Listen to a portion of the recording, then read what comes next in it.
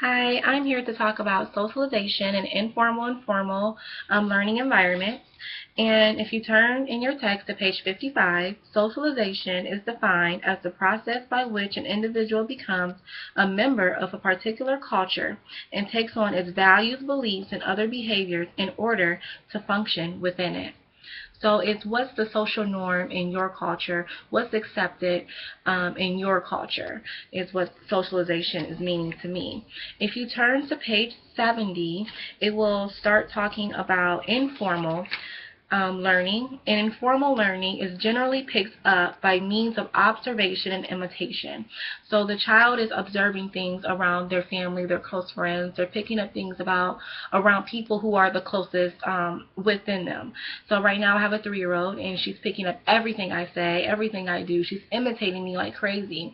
So I have to remember to keep my speech clean and my gestures clean and just things that I do. Even the music that I choose to listen to while she's in the car, I have to remember that she's 3 years old and she's definitely in the mockingbird stage. If there's any other parents with any toddlers or who have previously had a toddler, they know exactly what I'm talking about. Um, Formal learning is set apart from the context of everyday life and is typically carried out in the institution that we call school. So I am a pre-kindergarten teacher. I've been teaching pre-kindergarten for about 5.5 years now, and I believe that socialization is a big key and a big factor in a child's progress and development process. A child who is socialized earlier, in my opinion, is more likely to be more outgoing, to be more independent, to be more studious-wise, and they don't have so much social emotional issues and attachment issues when it is time for them to start grade school. Um, Formal learning has negative and positive impacts. From my opinion, working in a daycare environment, Head Start environment, the positive things that I see from formal socialization is the social emotional impact, the tendency to play with other children their ages, the tendency to try to be more independent, to pick up more words, to learn new words, to be able to be more outgoing and try new things, whereas a child who is more homeschooled or is around the parent most of the time without a lot of child interaction, they become more standoffish, not all the time, but some of the time. And I do have a couple kids that, because they have really strong attachments to adults or their mother or their father, and they're not used to being away for 8 hours a day, they really have a hard time. They cry a lot. They linger. And it really takes a toll on their academic progress. So I definitely think that formal learning plays a big role in socialization, and you actually pick up things from school. So that's the negative aspect. Some things you pick up from school can be positive, like when I was in elementary school, we had something called character count. We had a DARE program, was do not do drugs.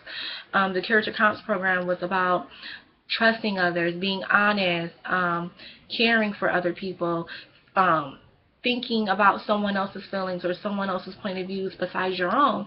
And so those were things that were instilled in me early in life, which are things that I still abide by today.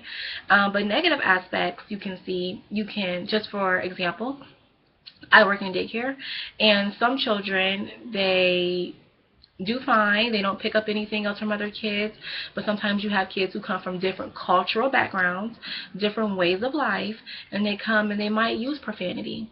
They might have maybe some sexual conduct that's not okay to display at school. They might say some things or have gestures that are not okay that should be displayed at school. So the culture is getting mixed. And sometimes it's hard for parents to see that. Parents say, well, my child would never do that. They would never do that. Well, there are positive things of formal learning, and there are negative things too. My daughter, she never threw tantrums. She's now in Head Start, and she throws tantrums all the time because there's kids in her classroom who throws tantrums, and that's how they get their way.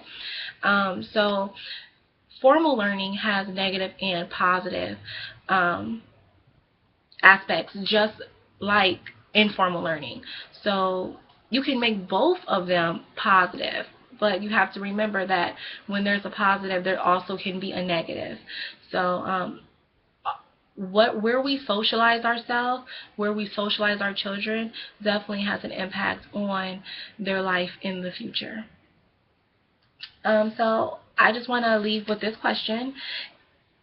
If you have put your child in daycare before, or you're considering it, or you're against daycare at all, I would just like to know why, and why you feel that way, and what type of formal socialization do you consider before a school or a daycare environment that you feel as if your child would be socialized culturally.